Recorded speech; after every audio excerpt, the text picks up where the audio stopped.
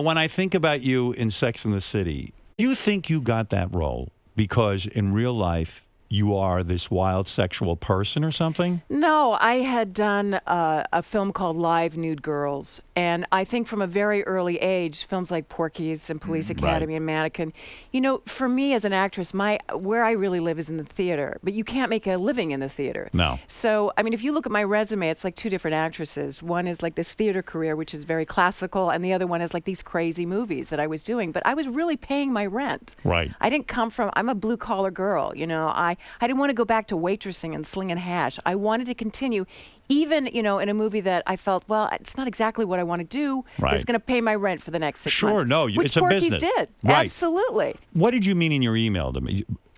You wrote me an email and said, you're going to tell me something about the Porkies that I never knew. Well, that was it, actually. It came to me. Bob Clark took me to lunch, and I had done tribute with him with Jack Lemmon, which was nominated for Academy Awards. And then he said, I had this little movie which is going to change, you know, how people perceive you. And I went, yeah, right.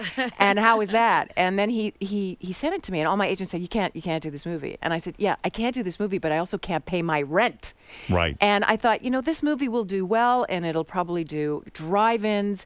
And I remember driving my car down Sunset Boulevard. I was living in LA very unhappily at the time, lonely, depressed. And I came across this huge mother friggin' poster of Porky's, and the first name was my name. I was like, ah! And were you upset about that? Because you probably thought Porky's was probably a bullshit movie. Nobody knew what it was. In some ways, it was way before its time. It was a fantastic movie, and yet probably at the time you said, I'm a serious actress. I shouldn't be doing something called Porky's. Porky's, but, you know, you probably thought it was the end of your career, Porky's. People thought it was the end of my career. Yes. Right.